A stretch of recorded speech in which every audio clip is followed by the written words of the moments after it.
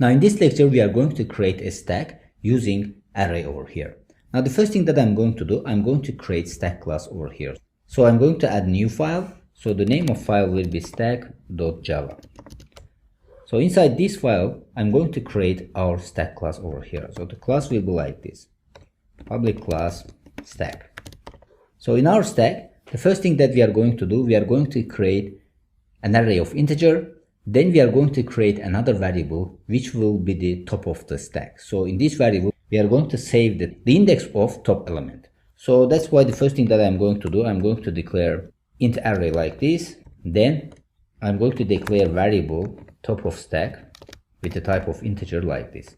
So inside this class, the first thing that we are going to do, we are going to initialize the array with fixed size. Then we are going to set the top of the stack to -1. So if we don't have any element in our stack, so this means that top of the stack will be -1. So here I'm going to write stack and it will take as a parameter size, integer size. Now this will be the set to the array with the size of integer. So this will initialize this array with this size that we are giving over here. So it's going to be like this, integer size. Then we are going to set this top of stack to -1. So I'm going to put it like this, top of stack -1, because in this case we don't have any element in our stack. Then I'm going to print out to the console saying that the stack successfully created with the size of this size that we give over here.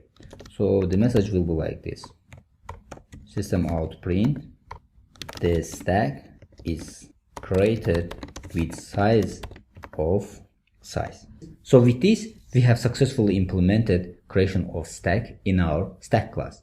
Now let's see how this is working in practice. So here I'm going to create inside main class the instance of stack. So here it's going to be like this, stack new stack will be new stack with the size of, for example, 4. Now if we run our code, you will see that it prints out to the console saying that the stack is created. So here you see that the stack is created with the size of 4 over here. Now with this we have successfully created our stack over here. Now let's see what's the time and space complexity for creation of stack using this array over here. Now as always we are going to start from the first line of code. So in the first line of code we are initializing array with this fixed size, and this will take O1 time complexity. Then we are setting top of stack to -1, and this will also take O1 time complexity, and then we are printing out to the console message saying that the stack is created successfully. And this will also take O1 time complexity. Now if we combine all these complexities over here, it will take O1 time complexity. Now the space complexity is On, where n is the size of the stack. So if we created a stack n, it means that it's going to allocate contiguous n number of cells in the memory. So this means that it will take On space complexity. So creation of stack using array will take On space complexity. So with this we have successfully implemented a stack using array over here. Now the next method that we are going to implement is isEmpty method. So under this method over here I'm going to write isEmpty method. So isEmpty method, we know that will return boolean value. So it's going to check that if our stack is empty, it's going to return true, otherwise it's going to return false. So I'm going to declare our method over here. So I'm going to just comment over here, put isEmpty. So here our method will be like this, public boolean is empty. So it's not going to take any parameter because we are going to run it for this stack over here.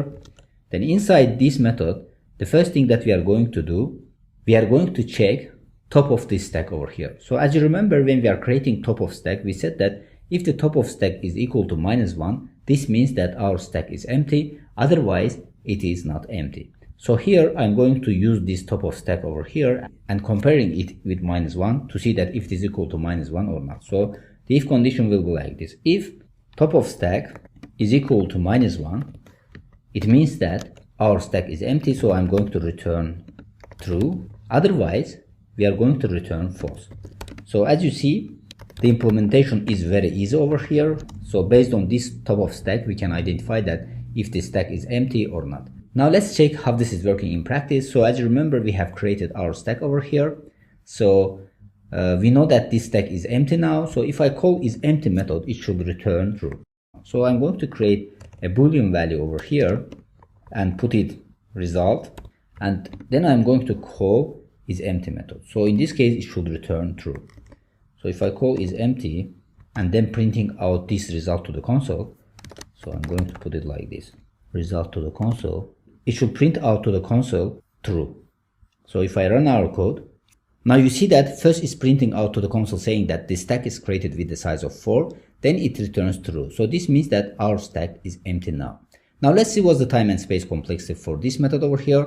So it can be easily seen that the time complexity is 0.1 because in this case we are just checking the top of stack and returning true or false, and these operations over here will take 0.1 time complexity. So the time complexity for isEmpty method in this case will take 0.1 time complexity.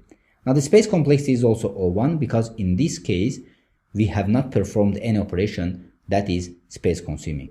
So isEmpty method in stack using array will take 0.1 time complexity, and also it will take 0.1 space complexity.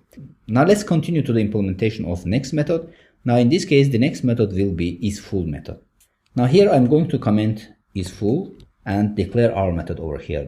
Now this method also will return boolean value, so that's why I'm going to put it like this, public boolean isFull. So this method will not take any parameter. Now inside this method, the first thing that I'm going to do, I'm going to check top of stack with the length of array that we declared over here. If the top of stack is equal to the array length -1, then in this case this stack is full, otherwise it's not full. So we can return false in this case. So if condition will be like this, if top of stack is equal to array length -1, in this case our array is full, so I'm going to print out to the console saying that the stack is full, the stack is full, and if it is full we are going to return true in this case, and otherwise if it is not full we are going to return false. Now with this we have completed this isFull method also. So as you can see, this is also very easy in case of array over here. Here also we are just checking it based on top of stack and array length over here. Now let's see how this is working in practice. So here again, instead of isEmpty method over here, I'm going to call isFull method. Now in this case it should return false because in this case we don't have any element in our stack over here. So this means that our stack is not full, so it's going to return false in this case. So as you can see, after creation it returns false over here.